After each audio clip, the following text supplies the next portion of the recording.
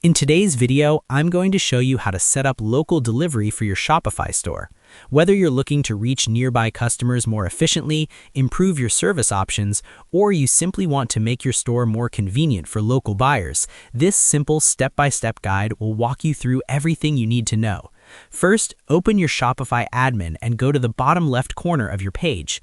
Once you're there, look for the Settings option and click on it to enter the main settings area. Make sure to follow along carefully so you don't miss any details. In the Settings menu, click on Shipping and Delivery. This is where you manage how your products will reach your customers, and it's the perfect place to set up local delivery. Next, scroll down to the Local Delivery section and click the Setup button. You'll see options to enable your store's delivery location. Make sure the correct location is selected, as this will determine the area you can deliver to.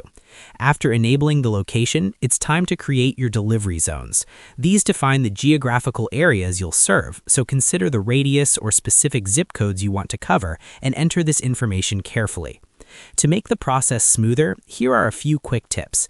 Make sure you have your location and coverage areas planned out in advance. Doing this beforehand can save time and prevent mistakes.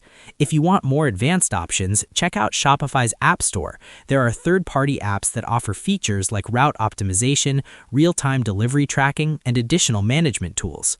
Once you've set your location status and defined your delivery zones, click the Save button. This ensures all your configurations are securely recorded. After that, your Shopify store is fully set up for local delivery, ready to reach nearby customers quickly and conveniently. It's also a good idea to test a few local orders to make sure everything runs smoothly and your delivery zones are accurate.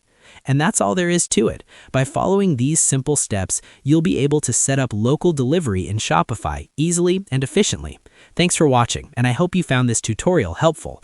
If this helped you out, feel free to share it with others who might be facing the same issue. Why not make someone's day easier?